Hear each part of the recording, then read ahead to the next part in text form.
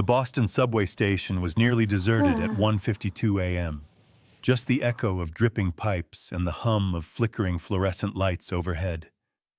Rain tapped gently on the pavement outside as Callie Morgan, a 27-year-old overnight dispatcher for the City Transit Authority, slumped into the plastic bench waiting for the last inbound train. Her shift had ended late again. She had soot on her palms, static in her hair, and the tang of vending machine coffee on her tongue.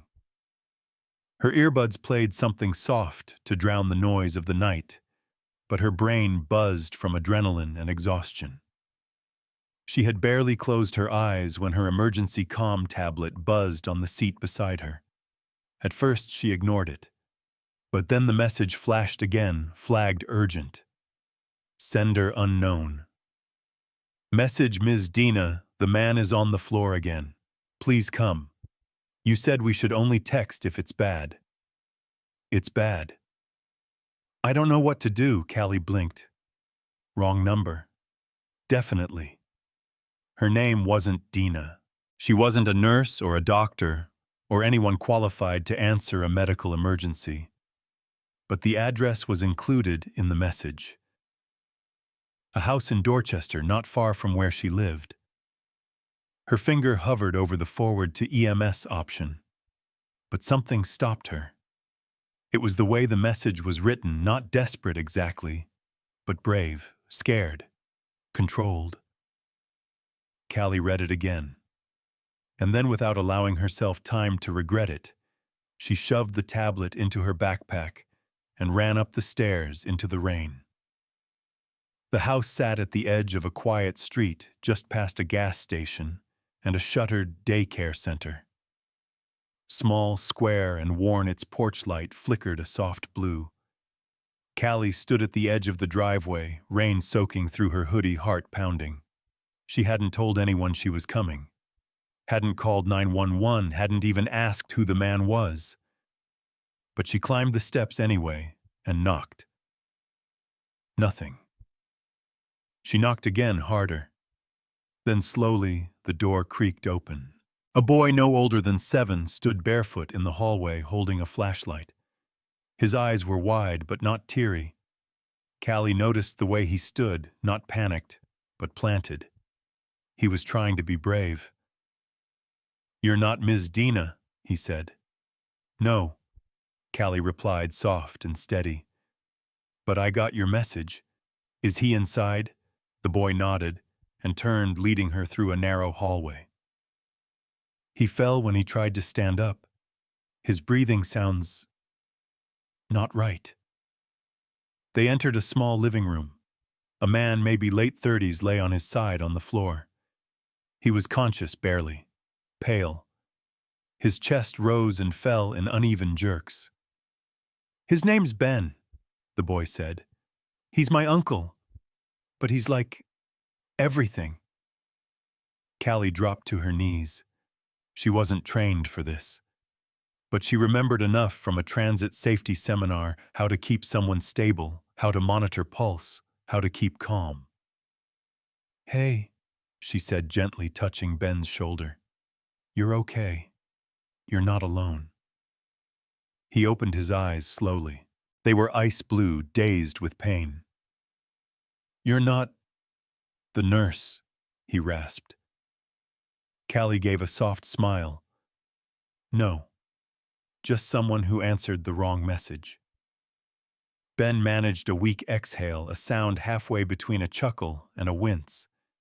Then mercifully, the breathing began to regulate. Still shallow, but no longer jagged.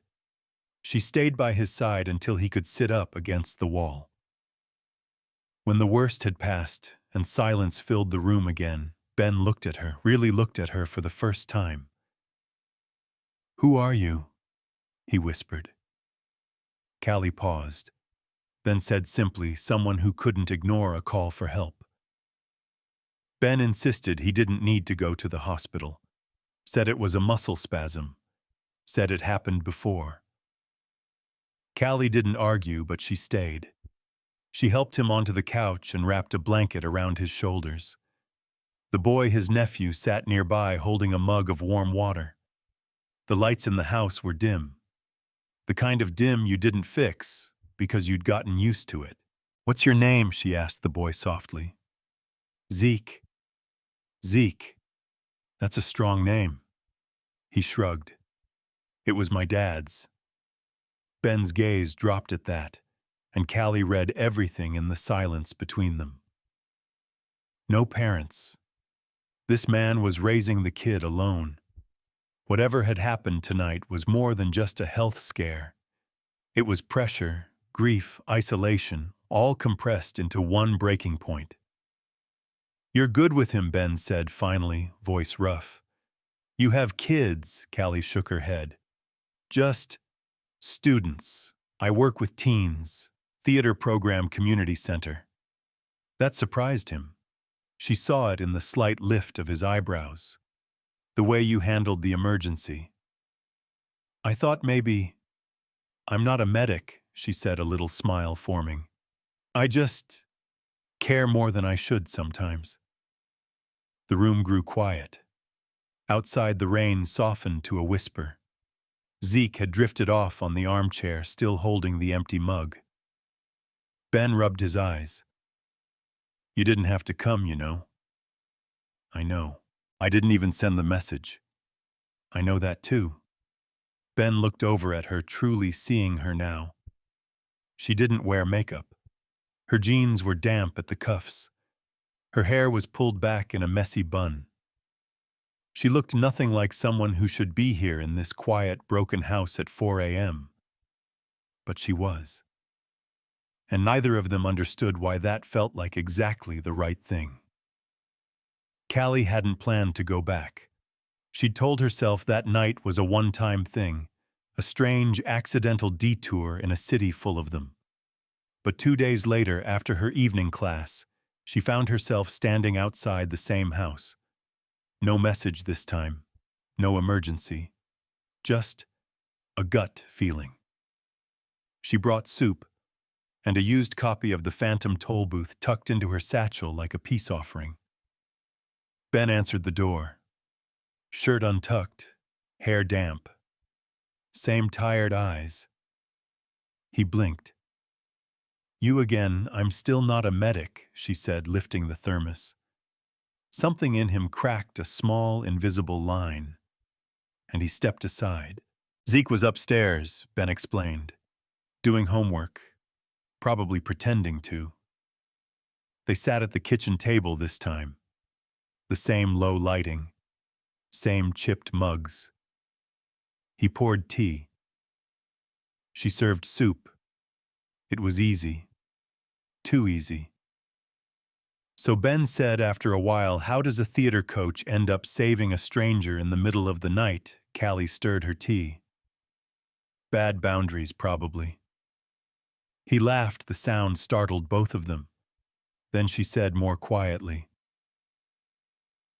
"My mom was a nurse. Growing up, she was always the first to jump when something went wrong. I think I picked that up without realizing." Ben nodded slowly. "Zeke used to call her number. My sister. After she passed. I guess the number changed hands and landed with me. Of all people." They both smiled. Outside, the city moved on. Inside, time slowed. Something was forming in that silence, not romance, not yet, but trust, the beginnings of a tether, the fragile thread between two people who had both once walked away from something and maybe didn't want to be alone in the walking anymore. A week passed, then another. Callie kept coming by. Never invited, never turned away. Sometimes she brought groceries, sometimes books. Once she fixed a broken faucet using duct tape and a YouTube tutorial, and Zeke declared her officially cooler than YouTube itself. He started calling her Coach C. It stuck. Ben didn't talk much about the past, but he listened, watched. One night as they cleaned up after dinner, Callie asked, "Do you ever miss it?" He looked up from the sink.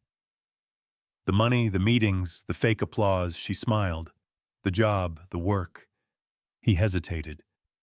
Not the job, but the feeling of building something. I do miss that. She nodded. She knew that feeling watching something grow because your hands made it so. Then without thinking, she said, "You could build something again. Doesn't have to be a company." Ben dried his hands. "And you, what are you building?" Callie blinked. "Honestly, I don't know. I think I've been filling other people's gaps for so long I forgot to make space for myself." That night she left early. Said she had lesson plans. Said it lightly. But on the walk home her chest felt tight. Like she'd just handed over something fragile and didn't know if it would be returned whole. 3 days passed without a knock at Ben's door. On the 4th, Zeke didn't eat dinner. He just sat by the window waiting. Then finally he pulled out the old tablet Callie had helped him set up for learning games and voice notes. And with 2 thumbs he sent a message. Not to his dad, to Callie. It was just one line, Coach C. "Are you gone like Mom?" Callie read it in the middle of her apartment, standing barefoot in the kitchen, one hand still holding a tea mug. Her heart cracked. Before she could reply, another message came, this time from Ben. "Didn't mean to push. I think we both forgot how to ask someone to stay." She didn't respond right away. That night, Callie didn't sleep. She sat on her couch, arms around her knees, remembering Zeke's quiet laugh, the way he'd pressed his crayon drawings into her hands like they were gold. At 4 a.m., she got up, pulled on a hoodie, and started typing. Not a reply. A lesson plan. But this time, it wasn't for a school. It was for a life. The next Saturday, just past noon, the familiar sound of sneakers on the porch made Zeke leap from his coloring table. Ben looked up from the sink, still wearing dish gloves. The door opened. Callie stood there holding a small cardboard box. Her hair was pulled back, no makeup, just a soft gray sweatshirt, and that quiet steadiness Ben hadn't realized he'd been missing. "I brought some supplies," she said simply. "Crafts, first aid stuff, maybe some lessons if you're hiring." Zeke didn't say anything. He launched himself into her arms. Ben pulled off his gloves, unsure. "You don't have to." "I'm not here out of guilt," she said, gently putting Zeke down. "And not because you need me." "Then why?" "Because I need this," she said. "Not just the teaching, the porch talks, the way he lights up when he learns something new, and—" Her voice faltered. "And maybe the way you look when you're trying not to laugh at my bad coffee." Ben's shoulders loosened. "I have a new coffee blend. It's terrible. You'll love it." Callie smiled. That afternoon, the living room came alive again. The 3 of them painted wooden stars for the ceiling in Zeke's room. Callie taught him how to wrap a sprained wrist. Ben showed her how to make his late wife's honey cornbread. It was not perfect, but it was real. 1 year later, the barn looked different. The roof was fixed. The walls painted a fresh coat of sun-bleached red. Inside, colorful posters lined the walls: how to splint an ankle, check a pulse call for help. Callie stood in front of a group of local kids, each one proudly wearing a handmade junior medic badge. Behind her, Zeke held up a model of the human body, grinning wide. "Today," Callie said, "we're learning how to listen. Not just with our ears, but with our hearts." The parents applauded softly. One of them wiped a tear. Outside, Ben was hammering the last board into a new garden bed, the sleeves of his shirt rolled up, a pencil behind his ear. He looked through the open barn doors and watched Callie as she gently corrected a kid's bandage, her voice calm and encouraging. When class ended, Zeke tugged Callie's hand and dragged her outside. The golden light of late afternoon spilled over the grass. "I made something," he said, handing her a folded paper. It was a drawing, 3 stick figures holding hands, one with a stethoscope, one with a hammer, and one small one with wild, curly hair. Callie laughed, blinking fast. "I forgot the dog," Zeke added. "We'll draw her next time," Callie whispered, her voice catching. Ben approached, holding something behind his back. "I have something too," he said, nervous. Callie turned. He handed her a small wooden token. Burned into it were the words, "Answering the call." "You didn't have to come that night," he said. "You could have turned your phone off, could have ignored a stranger." "But I didn't," Callie said, holding the token tightly. "No," he said. "You showed up. For him, for me, for yourself." And everything changed. They stood quietly in the golden light, Zeke spinning in circles nearby, laughing with the kind of joy that only comes when everything broken has been slowly, gently rebuilt.